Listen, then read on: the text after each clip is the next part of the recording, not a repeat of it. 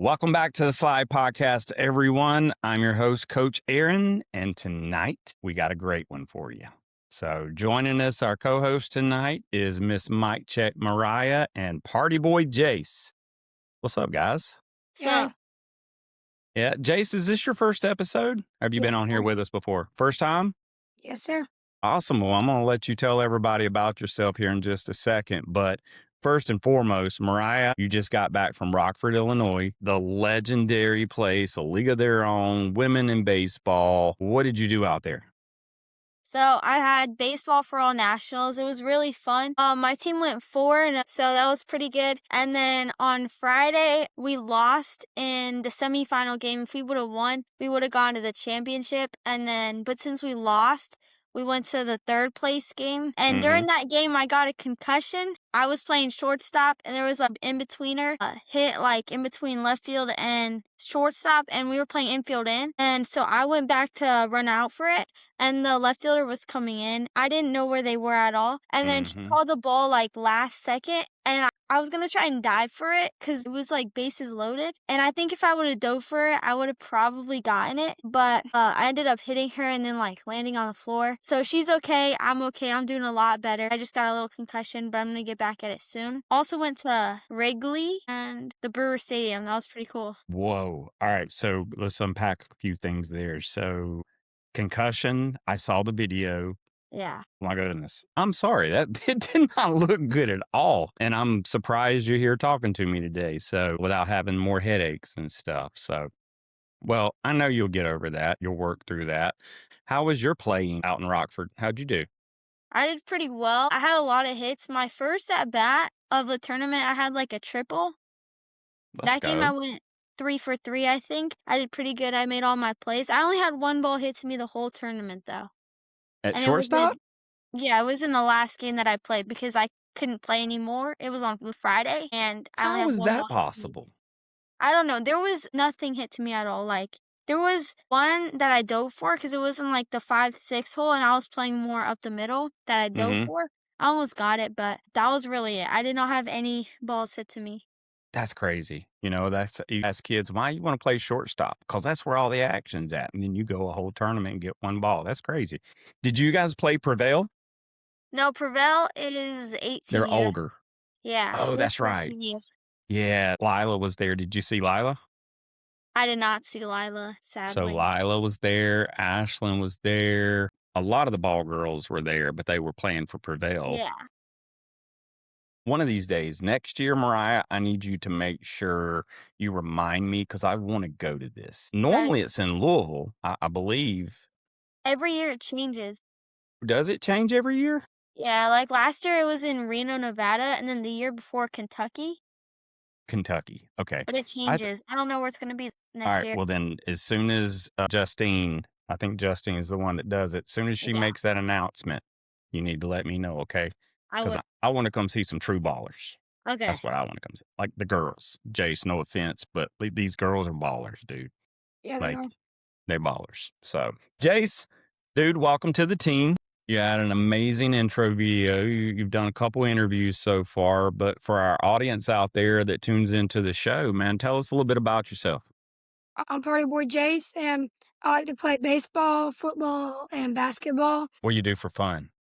I like to go fishing and hunting. Fishing Yeah, and hunting. I play shortstop. I play everywhere but first because they say I'm too short, but it's okay. Well, you just haven't hit your growth spurt yet, dude. How old are you? 11. 11. Like, yeah, dude, you still got to hit your growth spurt, man. So don't even worry about that kind of stuff. All these people that are already tall, this your age, they probably already hit their ceiling. Like, you about to blow through them. So don't even worry about that stuff. Well, dude, you're in the Myrtle Beach area. Do you hang out at the beach a lot? Not a lot. Not a lot. I don't really like the beach that No? much. Well, with a name like Party Boy Jace, I can just imagine you like hanging on the back of tailgates on spring break. Like, woohoo! Is that you? Yeah. During, like, when we have breaks and stuff from school, we go mud dogging and stuff. You're a country boy. I like that. I'm a country boy too. And our guest today is a country boy as well. So, well, let's get to him. Joining us from Iowa out in the cornfields, Mr. Nate Weber. How you doing, sir? Great, man. I appreciate you guys having me on. This is awesome. Really is. Yeah, of course, man. I know I've followed your content for a long time. You and I had a chance to connect. I think it was last week or week before. And man, we got a lot of similarities to how things have played out in our lives. So I appreciate you being here with us. And I know Mariah and Jace are excited as well. So we start every guest off. Tell us a little bit about yourself. And we want to know your favorite cereal, Nate. Favorite cereal first, or do I tell No, myself? no, no, no. Finish us off with one we're all waiting for. So tell us a little bit about yourself, man. All right. So I am a college coach. So I coach Division III right now. That's my main like gig for my passion. I love coaching. I coach softball. Loris College is where I coach here in Dubuque, Iowa. We're right on the border of Wisconsin. So that is like, man, University of Platteville is right next to us, which is across the river, the Mississippi. And I go to Wisconsin a lot. I'm a big Brewers fan. So she said she got to go to, well, I call it Miller Park, still Miller Park to me, but now it's American Family Field. But Really? that's That's the name of the field? yeah, they sold it out to American Family now. Is it an So, insurance company or yep, something? that's an insurance company. Yeah. But it's a beautiful stadium. Awesome experience. I hope you had a great time when you went. That's just one of my favorite places to go. So Yeah, it was so fun there. yeah, it's a blast. I mean, it's really cool. So, and they got actually one of the biggest screens in all of sports in that. Really? Yeah. I mean, did you see that screen, Rye? It was huge. They had like 3 different ones. Yeah, they got a gigantic one in the middle. It's the biggest in all Yeah. sports, I think, right now. And then they got 2 big ones next to it. And then a couple of them wrap around now. So they redid a lot of that stuff. Wow. Sounds like a football stadium. Yeah, it's amazing. You got to go if you haven't gone. It's phenomenal. No, not yet. It kind of reminds you of like Wrigley, but like modern. Yeah, it's a fun time. And they got a lot of stuff for kids there. They got a lot, like, did you go to the kids section? Like all that stuff? No, the slide was $200. Oh, no, like, I mean, there's a whole kids section that's free.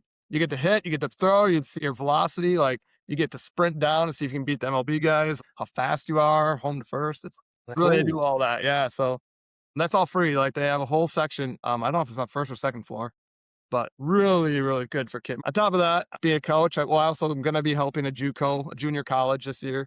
They're hitting, so that's new for me. My daughter plays junior college. She's 19 years old. She plays at a school called DMAC. They took second place in the World Series last year. So they made the NCAA tournament, got all the way down to the top 20 teams in the nation, and then took second place. Heartbreaker, they lost 2-1. Phenomenal game, but really cool. I got that far her freshman year of college. So again, she's the whole reason I started my Coach Nate page. I wouldn't be a hitting coach if it wasn't for my daughter. She's the reason. I was that guy that's like, I'm never going to be a hitting coach. I'm never going to be a coach. My dad was my varsity coach all 4 years, coach all me and my brothers and my sister. The last thing I want to do is coach, and now here I am. That's all I do. So I got 2 little boys. I got an 8-year-old named Abel and a 9-year-old named Silas. The 9-year-old going to turn 10 here next month, so he's almost 10, but right around Jace's age. So he plays. They're just starting to get into sports, kind of letting them do their own thing, what they like. But yeah, so I've been coaching for, man, almost 15 years now, doing the hitting private instruction. Most of my clients are college kids. Mm-hmm. I have a lot of kids that I work with since they're 7. Now they're D1. Tons of them in college now. It's just been an awesome experience. And yeah, I got a wife. She's actually from Brazil, Sao Paulo, Brazil. Wow. Yeah, so very different. Living in Iowa, married a Brazilian woman. She's awesome. She's great. She keeps me grounded. She keeps me There real. you go. That's what they do. Yeah, right. She's a great cook. She loves the corn here, actually. It's really interesting. Like, I should go out and make corn like that. That's probably her favorite vegetable. And she's like, well, look, this dude's close by. That's good enough for me. Yeah, that shit is settled. So, but yeah, so that's, I mean, overall, it's my background. I played in college. I played baseball. I did all that stuff. I've been blessed. God has been so good to me with everything I've gotten through my Coach Nate page or the Hitting Coach Nate page. I get flown out to ABCA. I go to the NFCA, the National Fast Pitch Convention. I could do a lot of really cool stuff through all this hitting stuff that I've met a lot of cool influencers. Get to meet you guys today. But it's just been an awesome journey. So very cool, man. Very well, what's your favorite cereal, dude? Favorite cereal? I have to say, oh, man, it's tough. It's a toss up between Cinnamon Toast Crunch and let's just go with Cinnamon Toast Crunch. That's just good stuff. It's so unhealthy for you, but dang, it's tasty. That's Lila's favorite. There we go. Mariah, what's your favorite cereal? Cinnamon Toast Crunch and Captain Crunch. That's right. All right, you were on there. Mix Jace. it together or just one at a time? Huh? Do you mix it? No, I just like both because you can like snack on them without the milk. So I'll just snack on them at school too. Good. I like it. Jace, what's your favorite cereal, dude? Yeah, it's either Cinnamon Toast Crunch or Tricks. Fruit Loops. Fruit Loop. Hey, Loops. dude, can't go wrong with Fruit Loops, dude. I There you mean, Like, go. as long as we don't say, what is it, Fruity Pebbles? We're They good. that's don't Well, my work I out cereal. say my that. too. That was It's my other one. FFS. See, Coach, everybody hates on me over here. They make fun of me because I'm old and I like Fruity Pebbles and like they're all the time Fruity clowning me. Pebble. So Yeah, if I had to go with a fruity cereal, it'd be Fruity Pebble. That's legit. yeah, that's a good set. You know, I was told, and I still hadn't tried this yet, is get some vanilla ice cream and put some on top of it. I'm gonna have to try that. That sounds Yeah, good. they do. If you ever come to Iowa, Des Moines, they have some ice cream shops that do that. It's really good. They actually have Fruity Pebble shakes. It's really good. Ooh. Yeah. All right, Mariah. I don't know if Jace is going. Jace, you know if you're coming to the Field of Dreams with us? Yes, sir. Let's Awesome. go. Well, we're going to try some ice cream We shops. don't So, try that ice cream. there we go. Awesome. Well, Nate, here's a question that I've always wondered. All right. So, you're hitting coach. Like, that's kind of how you've made your name a little bit. Were you an excellent hitter in school? Yeah. I mean, I was all state. When I played high school ball, when I was young, I did not like baseball. Baseball was not my favorite. I was like, Jace, I wanted football. I wanted basketball. I played soccer. I did everything. Baseball was probably my least favorite when I was growing up. Mm-hmm. But then once I got to my freshman year, I made varsity. And I was like, wow, because of all those other sports, baseball was super easy. I was like, Mariah, I'm a shortstop my whole life. Nobody put me anywhere else, actually. But I was just fast. I could run. I knew angles. I was just athletic. I was blessed with all that and loved it. So, yeah, shortstop became really easy. And that's where I really grew into the sport. I fell in love with it in high school. Mm-hmm. And then, yeah, I played in college. Got to try out for the Milwaukee Brewers. It was really cool. Got to do shortstop for that. I didn't make it, unfortunately. I learned a lot from that experience. I thought I was the best in the world kind of kid because I came from a small town, and then Mm-hmm. realized I was top 50 in the in Wisconsin, top 50 best players. And I got invited for that. And yeah, I had a lot of work to do though when I showed up at that Brewers tryout. I didn't realize Yeah. how I was like one of the fast kids there, but I didn't have the arm. I needed to get stronger, bigger, all that other stuff that I didn't know about yet. So, but that was cool. I was like 17 when I tried out. So I played semi-pro till I was like 35. And then my daughter was coming up and I was like, yeah, it's her time to shine. I'm done.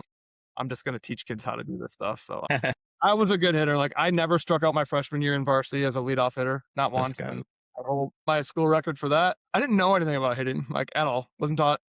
I would just throw my hands at it and beat it out kind of kid. I was Mm-hmm. going to get on the ground. I was faster than everybody. So that was my game.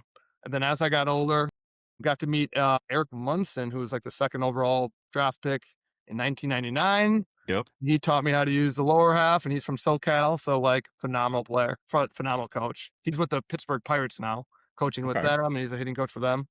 And he's kind of the guy that decides who gets to go to the MLB, and so he picks those minor league players and says, "Hey, you got You're this." up.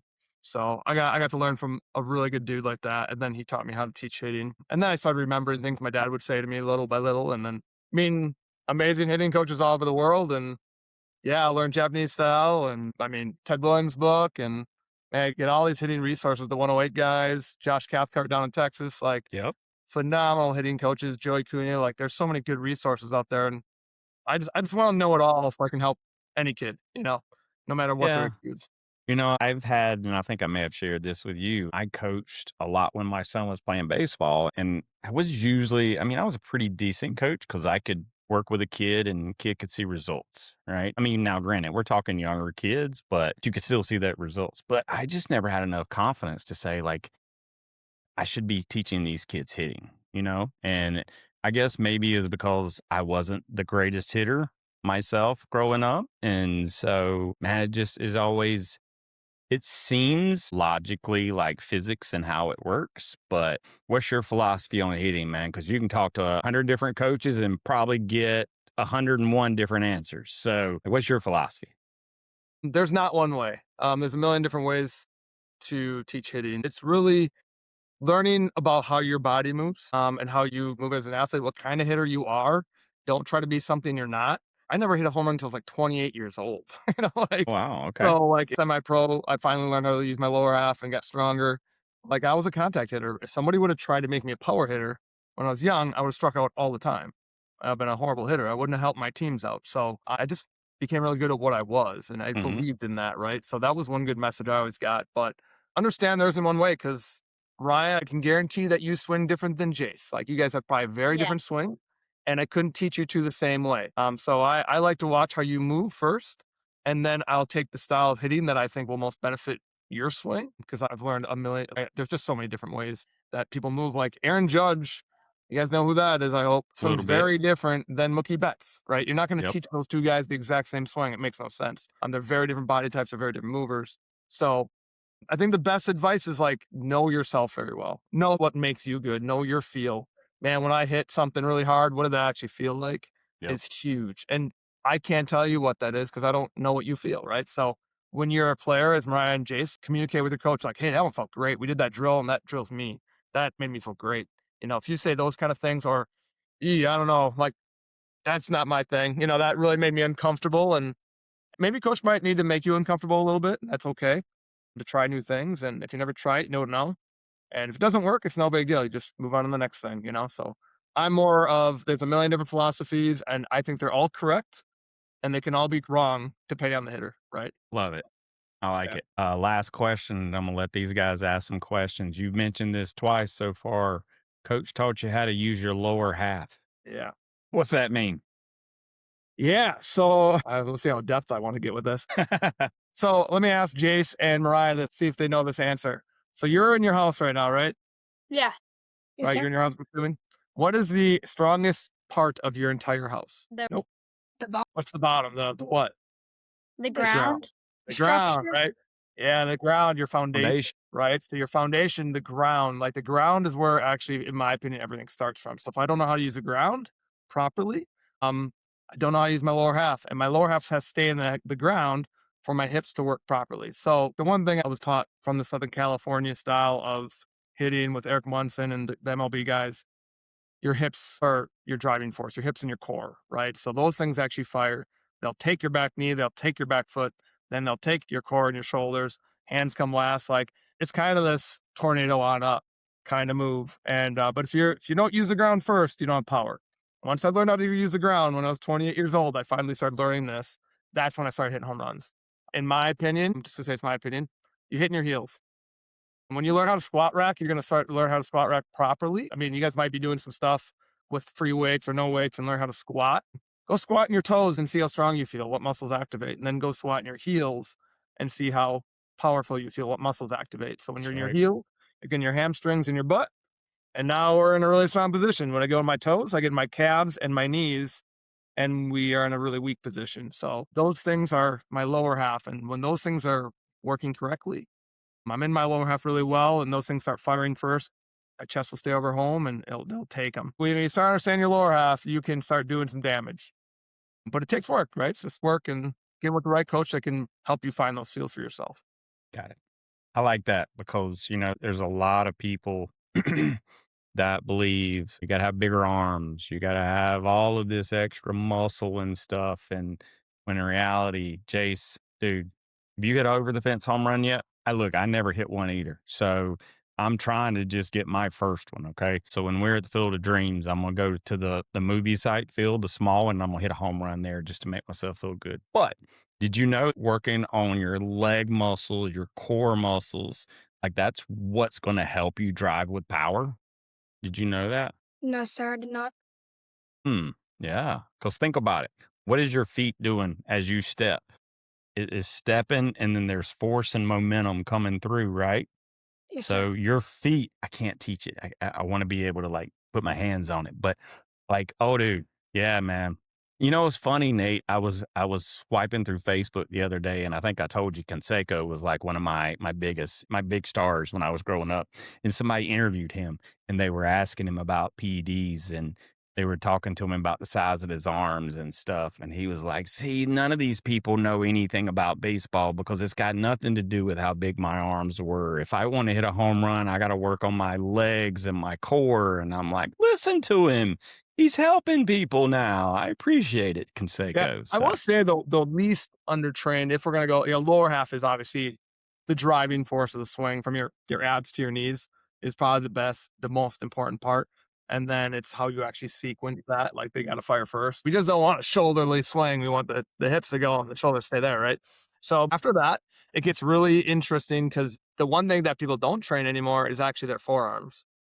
That actually holds on to, like, that's what I got to use the bat. And that I'm going to go with Hank Aaron on this one because Hank Aaron, when he was, I hope you guys know who Hank Aaron is, Yep. Yeah. or number 42, right? So what he did, he was so poor when he first started playing, and when he would first made MLB, they said that he would walk to the field because he didn't have a car, he didn't have money. He had to walk. It took 20 minutes to walk to his field for practice every day, and he only had one hand grip, and he would actually use that hand grip the whole way down to the field on the way there in the right hand. And then on the way back home, he used the left hand grip and squeezed it the entire 20 minutes. So they said, I mean, they called him Hammer and Hank because his forearms were just monstrous and he could control the bat and just deliver like a hammer, but still used his lower half really well before all that happened.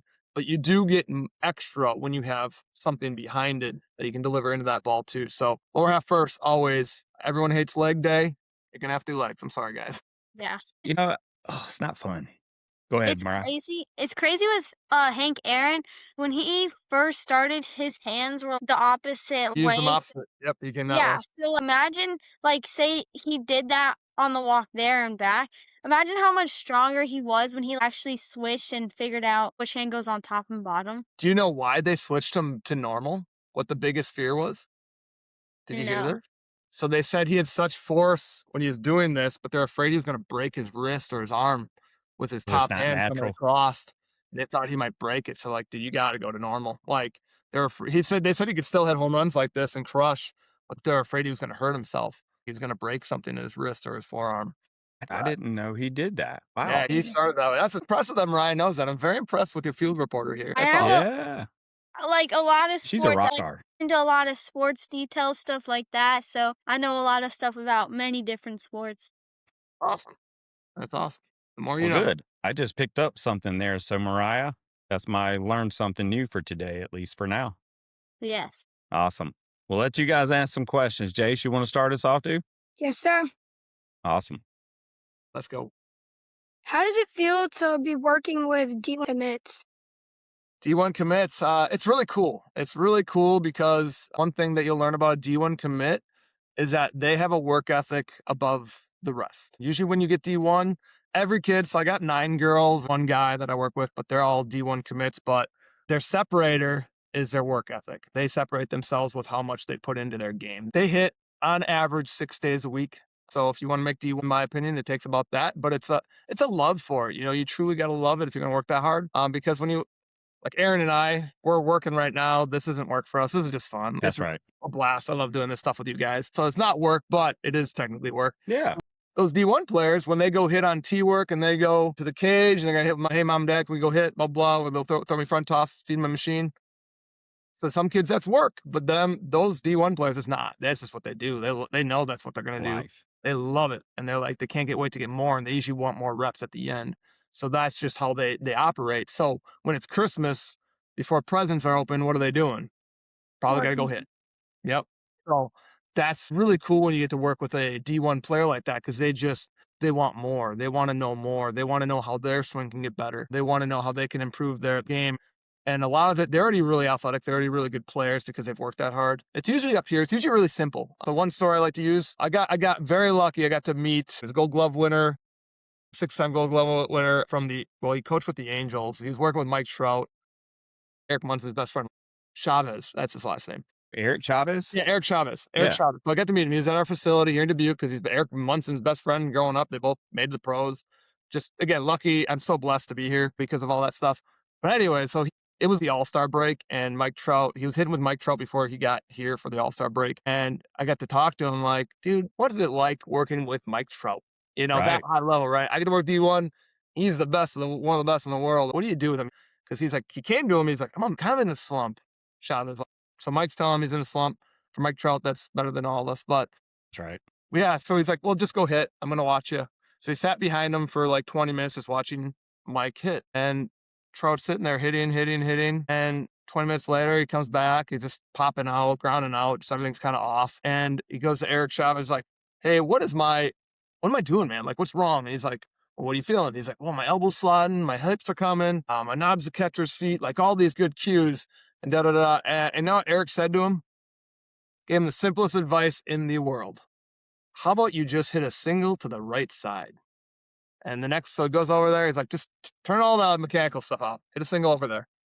Boom, home run. You know, he had to turn off the mechanics. He had to turn off overthinking. So when we get in a slump, sometimes the easiest thing when you're working with a high level athlete is dumbing it down to the simplest thought for them. Even for you guys, I mean, that's what Eric told me. He's like, make sure when you're working with high level, don't overcomplicate it just because they're high level. Make it simpler.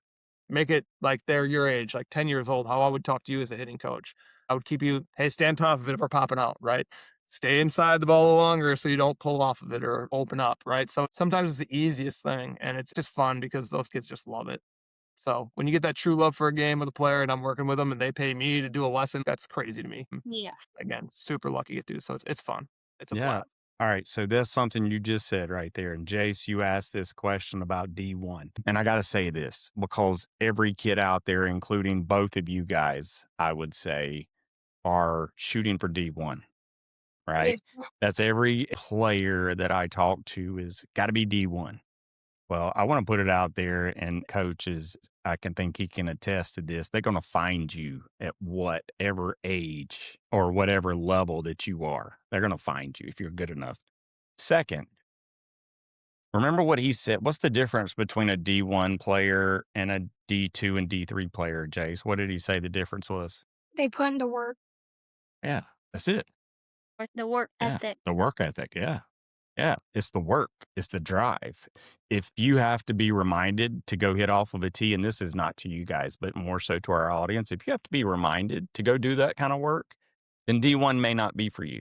But then here's my challenge. If D1 is your goal, then you need to get out there and work, right? Because nobody can do it for you. And D1 is not easy. Is it, Nate? So here's a statistic for you. I know they say it's like 1% of people that go D1. It's actually less than that. It's like a 0.02% go D1. Baseball's harder than fast pitch because there's about 10 million boys, if not more, that actually are playing baseball right now that you're competing against. Mm-hmm. So when you think about your work ethic, do I work harder than 99.8% of all people out there? And that's the hard reality from like my daughter, she only hit 3 to 4 days a week when she was in high school, and she ended up being all state. I was lucky that like we were with just good people around us that knew how to teach some stuff. So she's got good instruction with that 3 to 4, sometimes 5 days a week. Now she's hitting 455 in college and has a chance to go D1. So she had to develop a little later. So she went to junior college, right? Yeah. So she did, but I have a niece that is D1. She went to Middle Tennessee State and she's super athletic and hit like 5 days a week. She's just unbelievably athletic and she loved, but they both love softball. Both of them do. So that's huge too. Like we can work as much as we want, but if we don't love it and it's not really fun for us, you're going to fade out and you're going to burn out. So make sure 100%. you know yourself really well. If you don't want to go hit, don't kill yourself. It's not a big deal, right? It's like, it's not for me today. And there's a lot of times I actually hid my daughter's gear and stuff for a month and said, get away from it. Go play volleyball, go play soccer, go do something else with your friends. Like go to Six Flags Great America in Chicago or wherever like that is. And Well, I got to ask you a question, Nate, because I get asked this all the time. Well, you took that away from her. Didn't she get behind? never. Hey, take it away from them and now all of a sudden they wanted more. They can't wait to go hit it, get back, right? Yeah. You don't know what you love until you miss it. Yeah. Very cool. Good question, Jace, man. Great That was a question. good one, man. Absolutely. All right, Mariah, I'm going to hit it over to you. Okay. What drills have constantly produced the biggest improvements in your athletes? What drills? Oh man, there's so many good ones. So first I'm going to say this because there's a lot of good drills out there. It's usually not the drill itself. It's the detail of the drill for you. So what I mean by that, so many good drills out there. You can watch TikTok all day long or Snapchat or Instagram reels and YouTube reels and watch swings and drills and drills and drills. And you can go try them out and everybody's going to say it's the best drill, but it could actually mess you up, right? So, man, if you know the detailed drill, like I can give you any drill, but if you're a kid that drops their bat all day and I'm giving you a drill and you just keep dropping your bat, it's not really helping you, right? So I call it the Barry Bonds drill. I'm going to take this bat and hit it and hit on top of the ball and hit on the ground. I'm going to smash it in front of the plate. That's one of my favorite drills. It sounds stupid. It sounds ridiculous. But why would Barry Bonds, one of the best hitters of all time, tell his MLB guys he's working with, I'm going to take this high tee, I'm going to take a ball and smash it in front of the plate. And then he actually lets them work up the cage to the middle of the cage eventually. So You hit one on top of the home plate. You get right on top of it, like you're hitting a hammer on the ground. And then I work up the cage a little farther. Then I'm going to go up the cage a little farther. Eventually, I'm going to get to the middle of the cage, line drive. Why do you guys think that would be a good drill for someone that's dropping underneath all the time? Barrel control. Yeah, barrel control, you're able to force your hands to hit down on the ball instead of dropping. Because if you just drop, you can't hit the top of the ball. You're forcing your hands to go to the ball, so then you can start working on hitting line drives. Yep, Yeah, and it like creates good mechanics. So for me, I don't even have a bat with me right now. I wish I had one. I'll just use this awesome pen. So just watch my angle, right? So when I'm going on top, the barrel stays above the ball and down, right? What happens once we start turning, we start dipping, and now my barrel gets underneath my back shoulder. I'm underneath everything. I don't want that. I want the barrel to work on top as I turn. And now it's still above my shoulder and above the ball, and I go right down to it. It's a much quicker, direct path. And then when we're on top of balls, we're not going to pop out as much. A lot of coaches say aim for the top inner half of the ball. It's just the shortest path to it. Mhm. If I'm aiming for the bottom, it actually is a split millisecond slower. And we start getting loopier. If we're aiming for the outside of the ball, we're going to have some problems because now we're wrapping around it. We're getting really casty around. That's a slow, long swing around. And I'm going to pull everything. Now I'm not using all parts of the field. So there's a lot of benefits to that drill. We also talked about backspinning balls, which is a thing. You can use a Rapsodo if you know what that is, Mhm. and test your spin rate on the ball that you're hitting. If you swing up and lift, you're going to pop out a lot. It's really hard to lift balls out. It's very, very difficult. So I don't teach lifting. I don't teach get underneath. I'm really direct on top through my turn, my tilt. But that's a really good drill. Barry Bonds uses it for one of the best hitters of all time. I love that drill. So good one. Another one that every college kid that I work with or high school that works with, when I talk to them, what's their favorite drill? It's always the hop back drill. Have you guys heard of hop back drill or step back drill? Yes. So I have, yeah. What about you, Jace? Have you ever heard that one? oh, sir. Okay, so it's really simple. All you do is get your feet together, like the tee's in front of you. You're gonna let's have my tee right here. Tee's right here, right in front of me. All I'm gonna do is with my bat, I'm gonna hop back into my backside, stay behind it, and turn behind it and stay through it. I Really have done this. Yeah. Yep. Simple drill. But again, we talked about the ground earlier, how we actually get into it. So the detail of that drill that I focus on is when you hop back, I'm not on my toes. I'm on my back. I let my heel hit and I feel the ground with my back heel. And I kind of like to have them hop back, control it, and then fire. We don't want to hop back and push forward. Now I'm getting pushy, coming Mhm. at the ball. I'm out front now on my front side. So the whole point of that drill is to stay back. But the detail of that drill is really important, right? So Yeah. I like to call it hop back, stay back. So I'm always turning behind the ball, not out front reaching for it. So those two drills are probably the most go-to. I mean, there's so many other good ones, guys. Don't take me wrong. I do like hitting in the heels. You guys have probably never heard that one. I mean, stay in your heels the whole time and you just feel your hips really work. Those kind of things are really simple. If I say serve the pizza, what do you guys think I mean by that? Why would I say serve the pizza if I'm hitting? Because they So hold it like, like this. you know, Yeah, palm stays up through, and so I'm not rolling. I don't roll over, right? So we serve the pizza, put it in the oven. Pretty simple. I like to use that simple analogy for my young kids.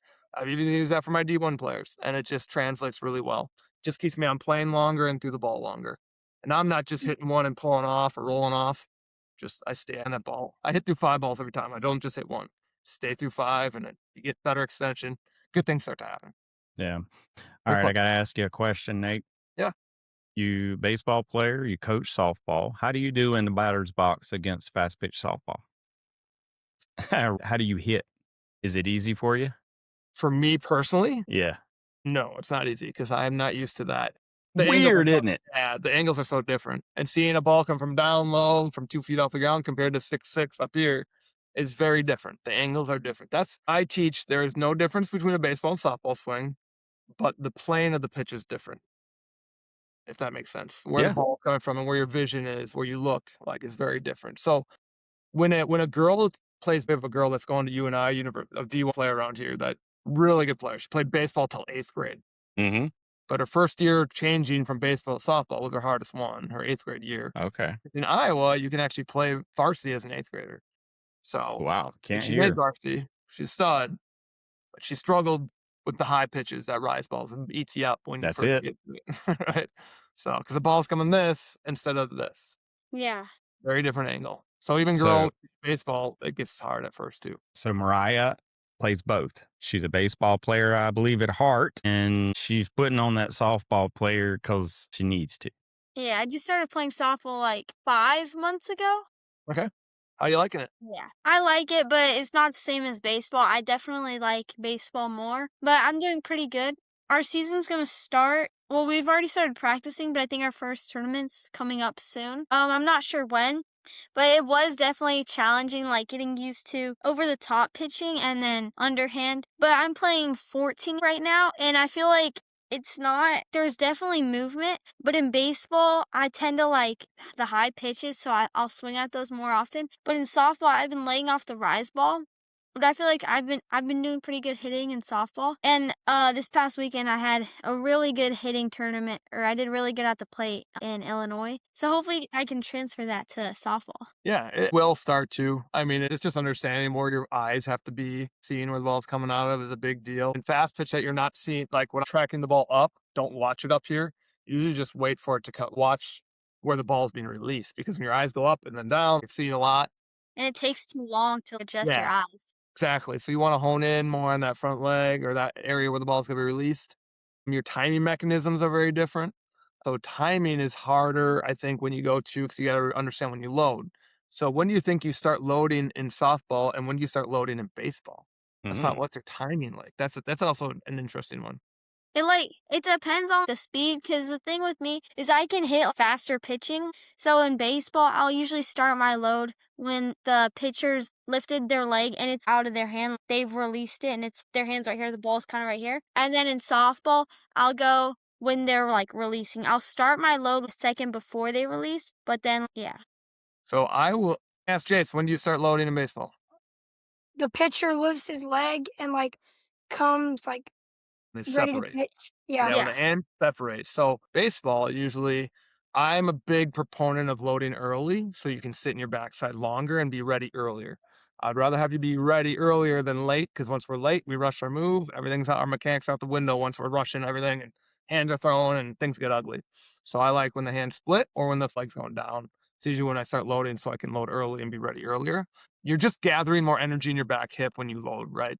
Yeah. Fast pitch, how we teach it in college, and if you start watching this, depending on the pitcher and the speed, what you're seeing, usually it's on their forward move. So once they start moving forward, before the hands even going up, you should be loading as our hands going up, your foot's going up.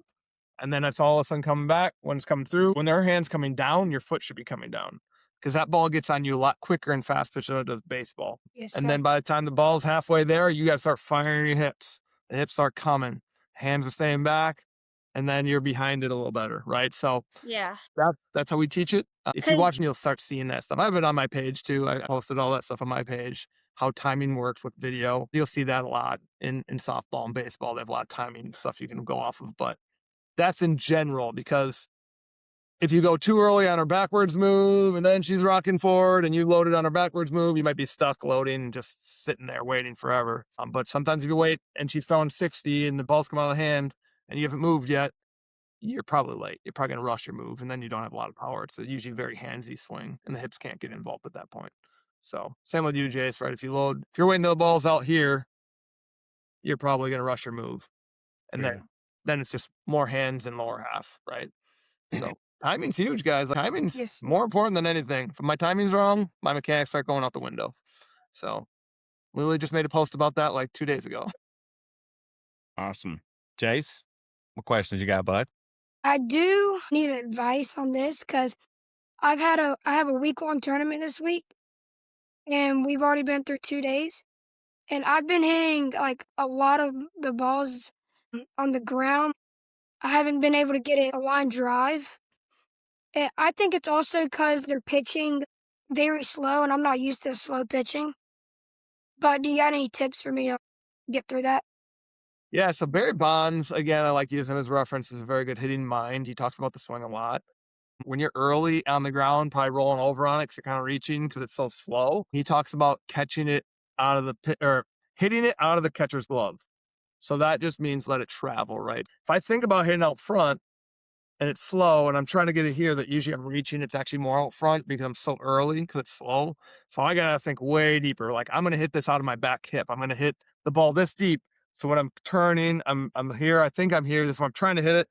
But because I'm early now, I'm actually hitting it properly out front. So I got to let it travel, try to hit it on my back hip. I have my players sometimes put a dot on the ground where they're going to hit the ball if you're on dirt. I don't know if you're on turf or dirt, but they usually use a reference point to where they're trying to make contact with it. And you're going to think the earlier, if you're rolling over to third base or rolling over shortstop, you're going to think more to the right side. You're going to think, I'm going to hit this at the second baseman, or I'm going to hit this at the first. If I'm super early rolling over down third baseline, I'm going to take this one, let it travel and go down to first baseline. I'm going to hit this at the first baseman's head and let it go that deep. Because come game time, guys, you can't change your mechanics. It ain't happening. So don't try to change mechanically. You can change where you're on the box. You move way up, hit it in different spots, right? Change your approach in the box is a really big deal. I'm just going to smoke this one at the first baseman, right? If I'm really early, I want to. And then I bet you start coming more middle line drive, if that makes sense. It's just adjusting your time, and it's like calibrating your timing to the pitching, right? Mm-hmm. Yes, sir. Awesome. Mariah? Earlier, you said that you've been really fortunate to talk to a few former MLB players. But if you could talk hitting to one MLB player currently, who would it be and why? Man, I think currently with the current MLB players, that's a tough question. There's two of them that come to mind, and I don't know which one. It'd be either Mookie Betts or Ohtani. I think those two would be amazing to talk to about hitting because Ohtani has such a different philosophy on hitting. Do you guys know that he never takes live or machine before game? He Really? only takes I've tee and never heard front of that toss. before. Just And T? just tee and front toss. So underhand front toss. He doesn't take overhand. I could see Why is that. that? Isn't that crazy? I don't know. I wish I mean, I love to We hear should that. ask him. Yeah, I know, Let me right? call him. Yeah, let's get him on the Let phone. me get him on the phone here. So, No, like, Jace, I'm just kidding, Jace. I don't know his phone number. but again, that works for him, right? So, like, to understand what works for you as a hitter is a really big deal. Like, I personally hated machine before a game. I couldn't hit, like, if I hit machine before a game, messed me up because if I was late, I got in my own head and I was popping up. My mental game's gone. I go into the game not confident. My daughter's Gotcha. the exact same way. My daughter won't hit machine. She's like, I just need like 10 swings off the tee. I want side toss and I want front toss or a little bit of live, or if I can get it right. And I Mhm. want to see that. And I want to get my timing down with more live stuff. So again, that's why I want to talk to Ohtani because his philosophy is so different than most, where everybody wants to see overhand live. I love seeing live before he doesn't. He doesn't see it. And Mookie Betts is probably one that, I mean, he talks, actually has a lot of stuff on YouTube, but he has really, really good positive self-talk. He talks to himself. You can listen to him. He'll actually mic up before he hits, and he's always like, "Look, you got this. You're the best. Hey, just a little, hit this one a little softer. Fine barrel." He's just awesome with himself and how he talks to himself. And he has a big philosophy. If you don't believe in yourself, who will, right? So make sure you believe in yourself more than anybody because you are your best coach at the end of the day. Sir. That's right. I love So it. those two, for sure. Now, if I go back in the day, if we want to go way back in the past, that's a different question. Who But is it then? I would think I'd probably like to hear like Mickey Mantle. I think he would be my guy to go to, and I Awesome. I mean, it was amazing, Legend. like just a legend. And just like, dude, what did you do? Like, what was I like? Their processes back in the day are so different than what we do today. Yeah, for So, sure. so I mean, they just different time, man. I'd love to hear the old school philosophies and learn from it, and what worked for them and why they were so successful. They make a lot of same movement patterns we do today, but how did they get there? What did they do? Did they play wiffle ball? I don't know. Like, or they just hit all day, Well, they they got their- swung bigger, longer, heavier bats. I mean, you look at some of the bats and the swings you saw back in, the 50s and the 40s and stuff. Like, and those, like Babe Ruth, for example. Well, I mean, it looked like a 40-inch bat he was swinging. Mhm. Like Julio Rodriguez used to put the bat over his head, and he always had like a 38-inch bat. So, He's see, guys, great. I just get off on these like random topics here, Nate. So that's why the kids are so important because they have to pull me back in. So Mariah, talk so I don't have to. Yep. Or guys got Craig Counsell. He was up here. He was like, Yeah. Yeah. I feel kind of like the straight bat, like kind of like that. yep. Mhm. He's always there. Yeah. Again, it's like, I think it's so important for you guys as young hitters to understand what works for you because I mean, would you have thought this would work if I was in there and like my hands were unbelievable, but his hands slotted so well as it came through and just started hitting really well like that. And that's what he changed. He ended up winning a World Series with it. Like it's crazy. He changed completely, Craig Counsell did. Now he's the Cubs coach, was the Brewers coach, but phenomenal hitting mind, you know. But again, he figured out what worked for him, and he's a major leaguer because of it, you know. Well, So look at Gary Sheffield, you know, yeah, with the bat twitch. yep, You know, I mean, crazy even stuff. his sons do that. Yep, But I it always works. loved to Works watch for him. them. That's right. I think that Tatis has a very crazy and interesting swing. Cause like, have you seen those clips where he's paused mid at bat and then hits a homer? Like Yep. that's Yeah. just crazy. Yeah. So under control with his body. He's very under control. Who's your favorite swing, Jace? You got a favorite one? Ken Griffey. Love that. That's great. It- I have a drill called the Ken Griffey Jr. drill, and I show you a video of Ken Griffey. I'm like, let's just hit like that for a little bit. Mimic. Hands inside, up top. Just Man. throw it behind. Yeah. Yeah. It's just Love that that. long, but man, it's a beautiful swing. It is. Clean. Very Who's clean. yours, Mariah? I don't even know. Well, my favorite player is Derek Jeter, so I'll probably say him. Nice. Okay. I don't know. That's He's a great he's pretty good. shortstop. Phenomenal shortstop. Stanton. I like Stanton's swing kind of. Yeah. Oh, that's It's a different little, one. it's different, but like it's cool. Yeah, it works for him. He's very cut across. He has a very different move than most. He's That's a close. hard one for me to teach. I can't. That's one I struggle with teaching, that kind of swing, because it's Yeah, very that hard one, to translate. it seems interesting because he's like closed. Mm-hmm. Oh, yeah. He's got the Stanton shuffle. It's So, yeah. He's got the Soto He's got- shuffle. So Like, different. I like Jeff Bagwell. His swing, it was almost like he was like sitting in a chair. You guys know who Jeff Bagwell is? I've heard of him before, yes. Well, you guys have to look up. He was an Astro. Where he ended up going somewhere else too, I believe. Can't remember. Him and Craig Biggio. Well, Biggio's son plays now, but man, there were so many good swings back in the day, man. Albert Bell, all this stuff. Man, I'm impressed though. Like I hear a lot of kids say Griffey and Jace, like, how did you discover Griffey? Because I mean, obviously you didn't get a chance to really watch him play live. Like, how did you discover Griffey? The home run derby with hat? the backwards He's hat. got around 24 right now. There you go. There it is. Oh yeah, that's my Well, number. At least he's not giving us lip service, Nate. Yep. We know he's a fan. So Yeah. There you go. This is my team hat. oh, Griffey was amazing though. You got baseballism Griffey stuff then too, or what? I I do. got a hat. Yep. I have a shirt. Oh, wait. That's your, Yeah, I your have shirt. the hat. But hey, when we go to the Field of Dreams next month, or Yep. is that You get next that. month? Well, Two. in a little bit over a month, they have Yeah. a whole baseballism store there on site. Yep. So, They had And one we in got all New the- York when I went to Cooperstown. oh I've yeah, seen one. Looks cool. there it is. Well, Nate, I gotta ask, man. Outside of baseball, what do you do for fun? Oh man, I'm so old. I don't know. I got the 3 kids. I mean, my fun is truly watching my kids be happy. We go to church. We do all that fun stuff. Mm-hmm. I got my Jesus One shirt on. Really into my faith. I got a brother that's a priest, so we travel a lot. We do go to the beach. When I went to Myrtle Beach, we went to the beach. But we go to Hawaii. I've been to Hawaii like 4 times. Travel as much as I can. Go to Brazil. We go to beaches down in Brazil. We like to travel. I mean, that's probably the most fun thing we do. I was telling you, we're building a chicken run for my wife because she got chickens all of a sudden, and we love animals. I got a Great Dane for a dog. I don't know if you guys heard him barking. He walked by earlier. Yeah, He's huge. He's 155 pounds. He's a monster. that's a horse. Yeah, he's a horse. He's a miniature horse. So, yeah, I got chickens, got a miniature horse, got my kids. Like, my fun is in my family, you know? I love And, it, man. Yeah, so, and I always thank God for everything. I'm very appreciative. I'm very thankful, very grateful for everything I have. So, All that right. just brings me joy. So, that's one of my biggest hitting philosophies, too, play with joy. Like, I think hitting with joy and play with joy is the most important thing at the end of the day. And if it's called the I am third philosophy when you play. You guys ever heard of that? Mm-mm. No. The I am third philosophy of hitting is joy.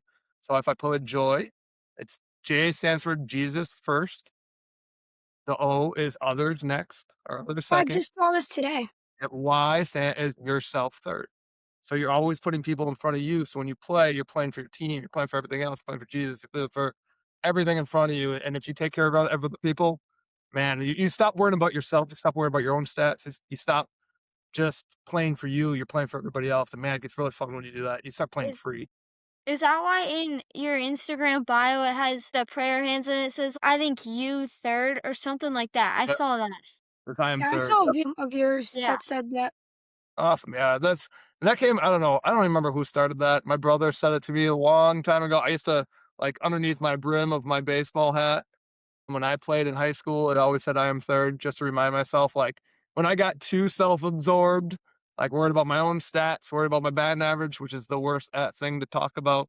Never. I don't let my even college players talk about their batting average. Like I always have that under my hat to remind myself, like I to like make that. sure I have my teammates first. I got their back.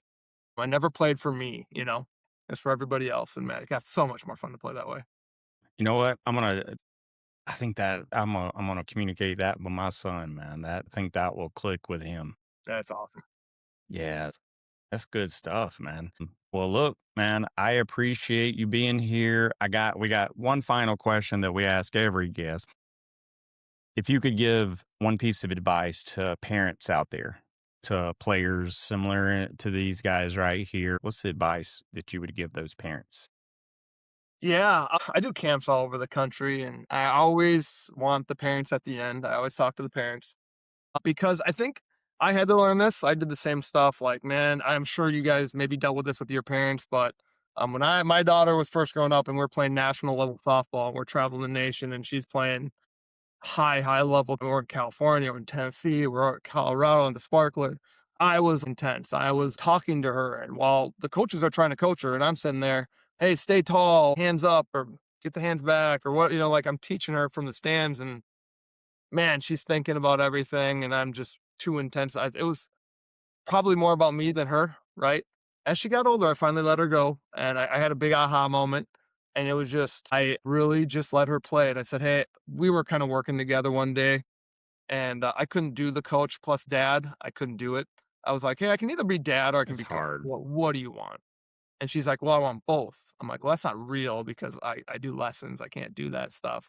So I was like, and we had a heart to heart. She's like, well, I want coach. I want coach right now when we're in the cage. I'm like, perfect. I can do that. I got one eye roll from her, and I'm like, nope, I won't accept that from my players. You got to listen to dad. I will throw you front toss as a dad. That's fine. And she found a friend, and I'm like, go hit on your own. I'm like, she found her cousin actually, and they started hitting on their own. I'm like, when you need me and you need to work on something, I'll be there for you. I'll always be there for you because I love you. Like my whole thing of joy is I love watching my kids play. Hmm. But the advice to parents that I will give, we had a hat. My dad gave this to me. We had a hat rule in the car. So if we got after a game, I wasn't allowed to talk to her after the game about the game. If her hat was, she always wore a visor when she played, but if her hat was off, well, I can't talk to her about softball. She knows she had a Oh, bad game. She knows she wasn't good. She's like, you guys understand when you have a bad game. You don't want to Yeah. talk, yeah. right? You don't need somebody to tell you either. So So we had that rule in the car, but if her hat was on, the visor was on, she could. I usually let her talk to me anyways, but then I knew I could talk about softball and about the game and stuff like that. So we had that rule, but man, I really got into a point where it's like, man, the less I talked about it, the better she played because she stopped playing with anxiety. She stopped worrying about dad. So I started going to right field and sitting in right field where she didn't even know where I was when I was at the games. I didn't want her to hear me. She's got to go listen to her coaches. I started telling them, like, just go have fun. When you're dancing on the field, you are the best player. Like, I know you're a great player. So my advice is really let your kids play and have fun. Don't worry about the results all the time. It's a tough game. These kids know when they have a bad game. They know when they're having a great game. You don't have to talk about it all the time. So I really try to focus on other things other than softball. I was like, yeah, we love that sport, blah, blah, but I'd take her to Six Flags, like I said, Six Flags Great America. We'd go to Hawaii. I pulled her out of a tournament one time, and we went to Florida just to have a weekend because she hadn't had a weekend off in like 4 months. I was like, let's get away from this sport and let's just go have a family vacation, spend time together away from the game and just sorry, Jason, we went to the beach, right? We like going to the beach, but have a relationship outside of softball and baseball. It can't be that all the time. And that was huge and really let her play because my analogy for parents is when you go to work and you're getting micromanaged and your boss is over your shoulder talking to you all day and say, I do this, you got your TPS reports, you got that done, blah, blah. And then you're done with the sport and you had a bad day at work and also you get a call from the boss, hey, you didn't do this, you knew that. And then you're getting home, you got another email from like it's overwhelming and you don't want to work there anymore, right? So that's what we're yep. doing with these kids. We're pushing the sport out of them too much. We're talking about it too much. We just need to let them play and have fun. There you go. There's Yeah. Abel. Say hi. Hi. So What's up, Abel? Hey. that's Mariah and that's Jace. This is Aaron over here. We're in a podcast right now. You're on YouTube, dude. You're on YouTube right now. Well, I'll show you the video when you're done. He's always there. They love Not it. yet. Not yet. It'll be on there Friday, or Saturday, but yep. Soon. So overall, parents, enjoy your kids. Like, enjoy the moments. It goes so fast. It really does. And you don't want to look back at that you screamed at your kid the whole time on the rides home. And you don't want to have that relationship because at the end of the day, gosh, like you want to have that relationship after softball, you know? Yeah. And two, you want if you really love them and you want them to play it, you got to make them have fun. You got to let them have fun. And it's sometimes it's hard. I'm that way too. My son's he's a football player and love football, and sometimes I have to walk away, and like I try my best. And one of the things that I've learned is I've stopped and I even tell this to my family that comes, is like, we don't coach him from the sidelines. Like, even if he's being coached out there in a way that I may not agree with, I'm not ever going to teach him to disrespect a coach, or I'm never going to like do that. Cause I feel like we teach kids not to listen to authority figures too much these days. So anyway, all right, let's get to this last question. Mariah, I'm gonna let you tee this one up. I will say, Nate, this is the hardest question that we ask. We've asked so many questions, and this is the only one that I see stump people over and over again. So And Mariah, hard. let you got it. Well, first we have to get the sponsorships. We do. You know what? That's the You're second right. time in a row. I know it. And Mariah, I looked at you about 5-6 minutes in, and I'm like, she's going to remind me of this because I forgot. All right.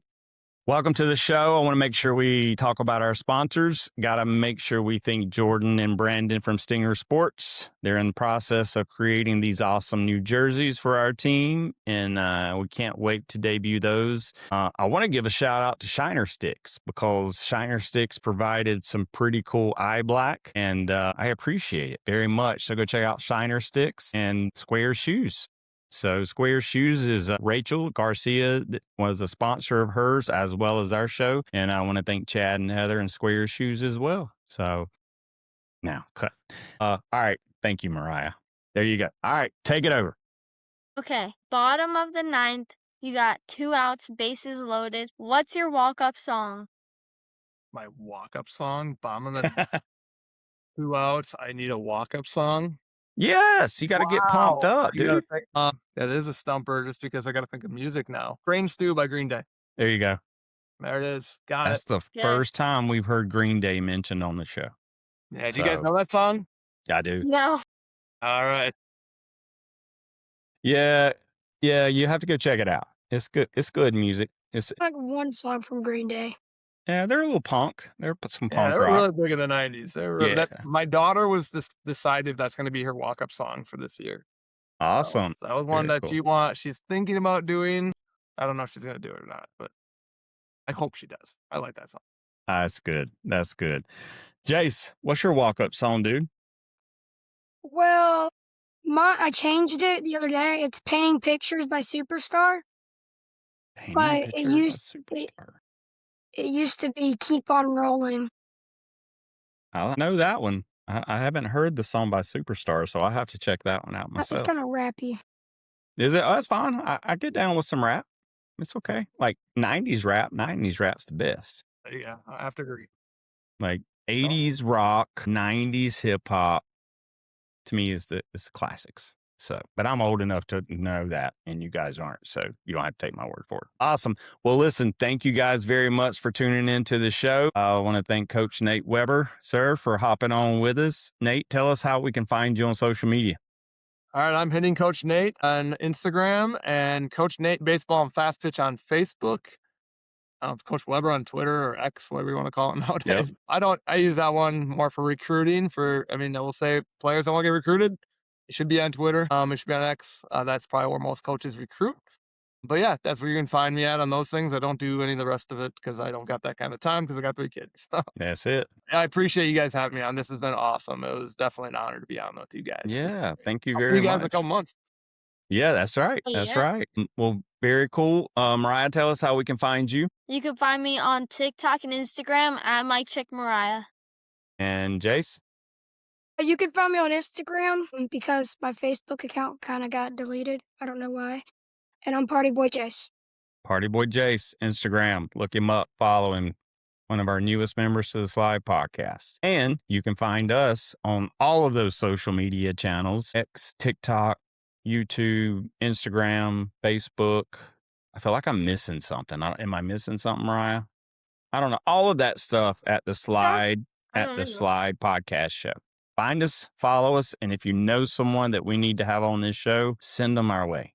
We're looking for kids all over this country that have an amazing story to tell. We want to hear about their passion, their love, and the desire for baseball and softball. And yeah, send them to us. All right, good stuff here. All right, Jace, close us out, man. All right, Coach. Until next time. Catch us on the slide. There we are.